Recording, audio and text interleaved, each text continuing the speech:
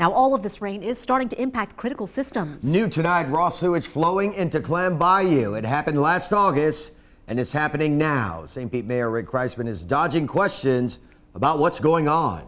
10 Investigates' Mike Deason, who first uncovered the sewage dump last year, is here with a story that you'll see only on 10. Mike? Well, Reg and Dion, you may recall last August, after we discovered the city was dumping raw sewage into Clam Bayou in Gulfport, the mayor promised it would never happen again. And that could be why he is reluctant to admit what his own public works director told us about this environmental problem. You're looking at raw sewage from St. Petersburg overflowing from the manholes in the area around Clam Bayou in Gulfport. Is there any raw sewage that's going into Clam Bayou? There appears to have been some that went in right over there. Claude Tankersley is St. Petersburg's new public works director. Before you were here, the mayor said that we wouldn't have raw sewage going into Clam Bayou. We had an extremely unusual event that happened yesterday. But despite the fact the area around the bayou is being roped off and signs are warning the surface is contaminated, St. Petersburg Mayor Rick Kreisman had nothing to say to upset people in Gulfport. Upset in Gulfport about The raw sewage in Clam Bayou. well, there isn't. My understanding is that's not an issue for this go round. And then the mayor's staff stepped in. That's not what he said. That's exactly. Wait a second, Kevin. Let me ask. Get That's a not. quick comment. That's not what he said. Wait, let me get a quick comment from the mayor, and then. So your understanding is that there's not raw sewage going in? I think Claude answered the question. So we turned to Tankersley and asked him to repeat what he said in earshot of the mayor. And that there could be raw sewage in Clam Bayou. Did you not say that? Mike, stop this baiting stuff. You're No, doing. I'm just asking you. Did you not say? Don't we already have the answer on tape? Why don't you just use that? So here we go. Did it get into the bayou? We know that it got into the canal right over there. So we assume from the canal it may have gotten into the bayou. Sources in the water department say the problem each time, last year and this, is because the elimination of one of the water treatment plants. A few years ago, the city decided to go from 4 to 3 in order to save millions of dollars. Rules are made, and they should be followed. Tampa, for instance, requires all department heads to live within the city. However, that is not the case for the highest paid city employee. And as 10 Investigates' Mike Deason explains, this employee is not only breaking the rules, her boss, the mayor, is helping bend those rules. This document right here could be considered the most important document in the city of Tampa. It's the city charter, which lays out all the city rules. Did you read every word? No. Only lawyers do that. Lawyers and investigative reporters looking for answers. Answers to questions 10 Investigates has been asking for 5 years. I'm talking about the rule in this chapter that states all department heads shall be residents and electors of the city. The chief financial officer, Sonia Little, doesn't meet that requirement.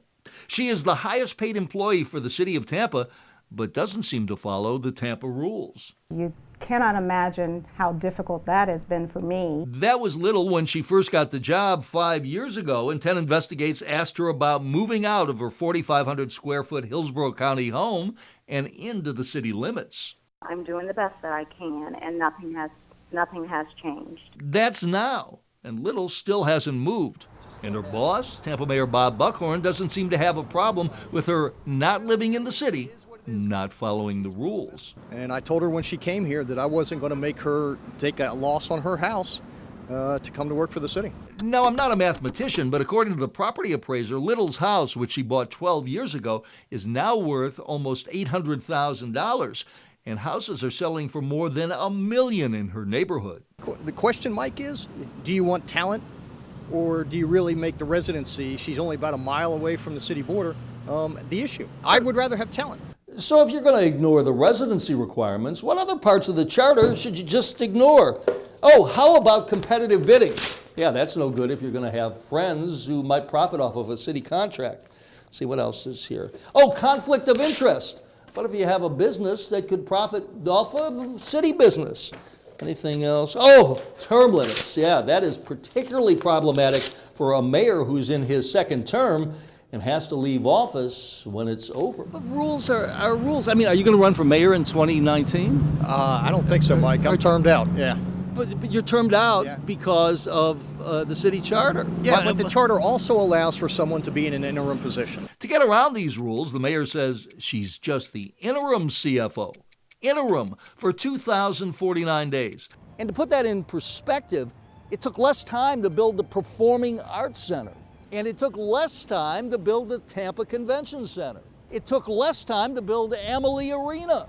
And it took less time to build the Florida Aquarium than Sonia Little has been interim CFO of the city of Tampa. Interim, temporary, existing only for a short time or short times. I mean, interim is supposed to be a short duration. 5 years I don't consider a short duration. Do you? I stand by again. I am doing the best that I can for the relocation. She is the interim. She has been the interim. She will be the interim as long as she doesn't live in the city. For your whole term? I mean, if that's how long it takes, then I'm fine with that. At this rate, it looks likely that Sonia Little will skate by the requirement with the bogus interim title for the rest of Mayor Buckhorn's term. Her house is not up for sale, and she doesn't seem inspired to move. And why should she, except for the city charter? In the time that she has been the interim CFO, she's received a $30,000 raise, bringing to her home, which is out of the city, $190,000 a year. When I told people in the newsroom, and even my own family, I was doing this investigation, they said, "Oh no, not hospice." Because many of you, including me, when my mom died, only have positive thoughts about this organization. But a whistleblower lawsuit in our investigation paints a different picture. It might be one of the toughest moments in your life, watching a loved one slip away. For that reason, hospice care was created to help in the transition by providing compassionate care to the patients and comfort for the family. The hospice staff that work at hospice, Life Path Hospice and Good Shepherd Hospice, are wonderful. Nancy Chase knows about end-of-life issues firsthand. Her husband died under hospice care, and she was a local Life Path Hospice social worker for 20 years. But over time, Chase says she began to see another side to Life Path and Good Shepherd Hospice and the parent corporation, Chapters Health System. The executives were making decisions that were more and more in the favor of profit and less in the direction of helping patients and families. Chase says after her concerns were ignored internally, she filed this federal whistleblower lawsuit 6 years ago.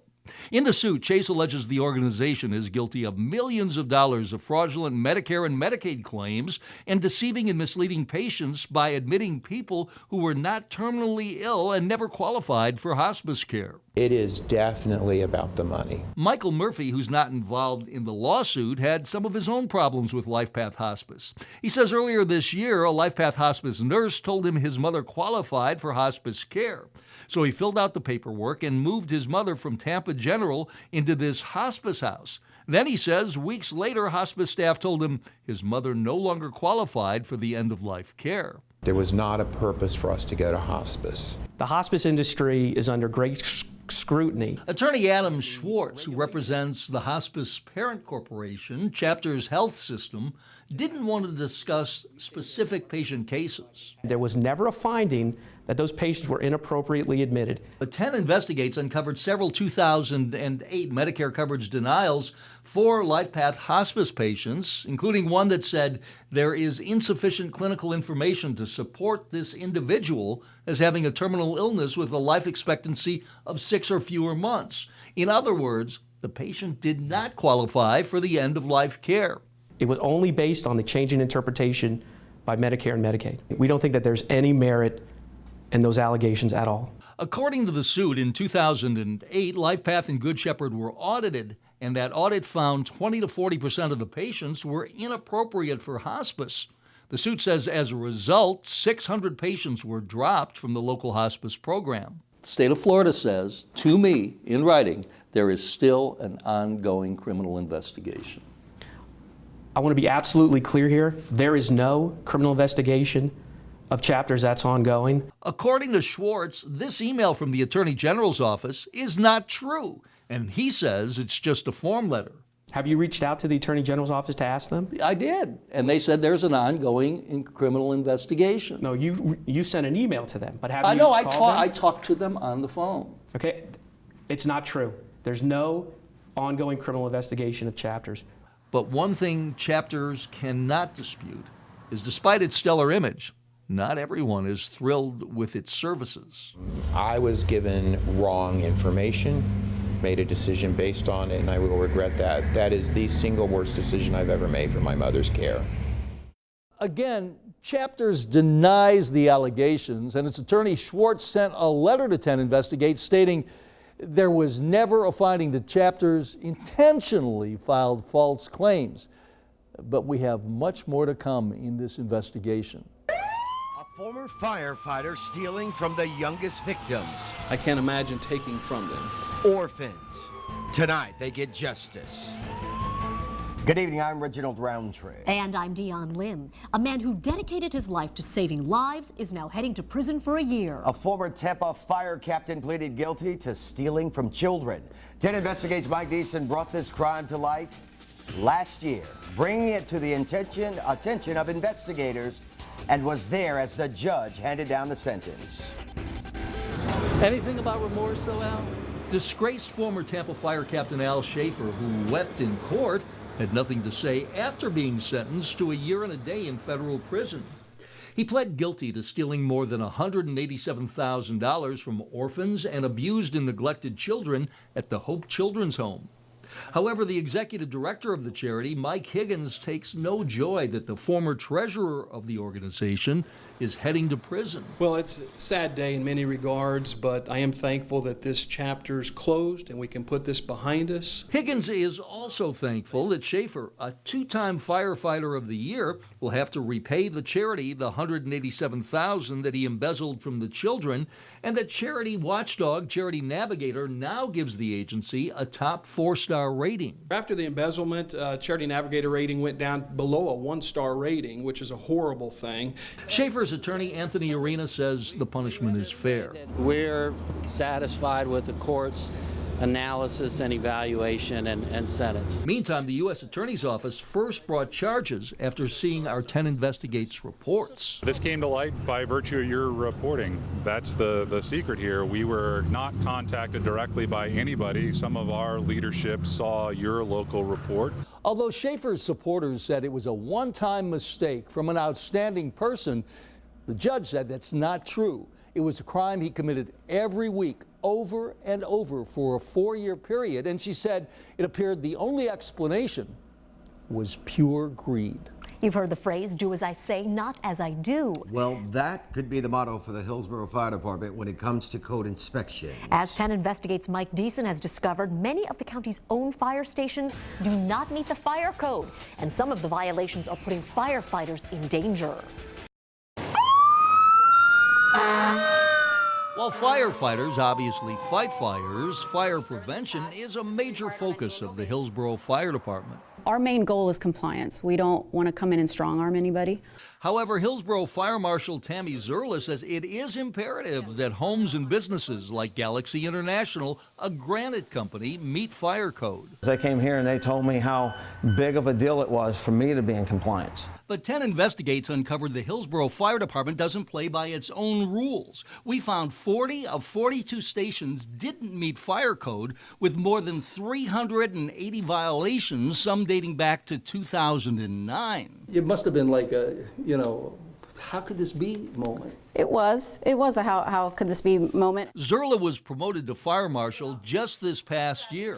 We checked to make sure it's easily opened. And found violations, including fire alarm deficiencies, stations without fire sprinklers, problems with smoke alarms, bunk rooms with no secondary means of escape. And I'm not exaggerating when I say some of the issues you found could put firefighters in danger if there was an incident. Well, the codes are put in place based on loss of life and property, so they're in there for a reason. It wasn't until this story came out that I knew the magnitude of the issues. That had never been brought to my attention in a comprehensive manner. Former Chief Ron Rogers, who was demoted in April following 10 Investigates reports about inefficiencies in the department, had been in charge for the past 4 years. How could you not be aware of it?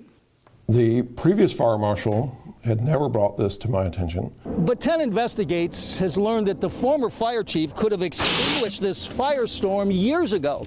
This memo shows that the head of the safety committee brought the issue to the attention of the former chief in 2011, but nothing was done. They weren't looking at things like fire safety. That was never brought to me by the safety committee. But this memo indicates Rogers was told about code problems, which could still be exposing Hillsborough firefighters to hazardous incidents, as 30% of the stations are not fully compliant with sprinkler systems. But for business owner Ryan Weathers, who is being fined $250 a day for code violations, now totaling to more than $10,000, it is the height of hypocrisy. If you're going to make a rule and everybody else has got to live by it, then whoever made the rule's got to live by it as well. The department is giving the stations until January to come into compliance. Meantime, the sprinkler system issue is a major concern for the department, not only because of safety, but also because of the cost, which is expected to be hundreds of thousands of dollars, and that's currently not in the budget. Each year, Americans consume millions of prescription drugs to stay healthy or even stay alive. And the rising prices are taking a serious toll on American families. It's just not right. 62-year-old Janet Snyder is a transplant patient. The dramatic cost increase in the drugs she needs forced her and her husband to alter their retirement dreams. Snyder blames the drug manufacturers and Congress. It's really hard to have faith in Washington when you think that the drug companies have them in their back pocket.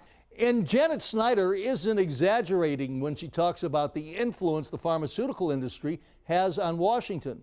Although each year Big Pharma pours out millions of pills, it also pours out millions of dollars into the campaigns of elected officials in hopes that they will pass legislation that will help the industry maximize its profits. The most politically powerful lobby in Washington, pharmaceutical corporations.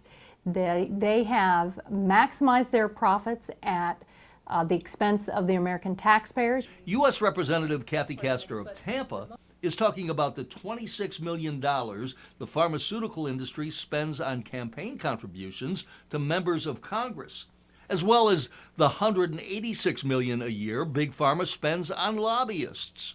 Castor received less than $4,000 of contribution money. Have you felt pressure from pharmaceutical companies to try to pressure you? They want to operate like it's the Wild West. Castor says part of the problem is the 2003 bill that Congress passed prohibiting Medicare from negotiating drug prices with pharmaceutical companies. Well, it's something that should continually be re-examined. There's been conflicting evidence about whether that would lead to lower prices or not. U.S. Senator Marco Rubio, who received $221,000 in campaign contributions from the pharmaceutical industry, says Medicare isn't the answer. He believes the FDA needs to approve drug prices quicker, leading to more competition, which he says will lead to lower prices. You're in the top 10 in receiving campaign donations from big pharmacy companies. How does that influence? None, because people buy into my agenda. I don't buy into theirs. Rubio is referring to this 2007 letter from the Congressional Budget Office, which says allowing Medicare to negotiate with the drug companies would not necessarily lower the prices. Rubio says you have to look at it from the drug companies' point of view. You need to have companies willing to invest and risk money in order to innovate those new medicines. And they expect to make their money back with a profit. These are profit-making ventures. However, Castor, who is aware drug companies have to make profits, has introduced legislation she believes will prohibit excessive profits. To allow Medicare to negotiate fair drug prices like we do in the VA, that would save taxpayers billions of dollars. But still, many patients feel like Janet Snyder. The problem, she says, is compounded by the mixture of politics and money. The way things go with Congress and the Senate, it's controlled by who's giving them the most money. The top 3 House members from Florida who received political contributions are Patrick Murphy, who was just defeated in his Senate bid, Palm Harbor's Gus Bilirakis, who said he was too busy running for re-election to do an interview on the subject, and Sarasota's Vern Buchanan. Unlike Marco Rubio, Florida's other Senator Bill Nelson was on the low end of pharma contributions, receiving just $10,000.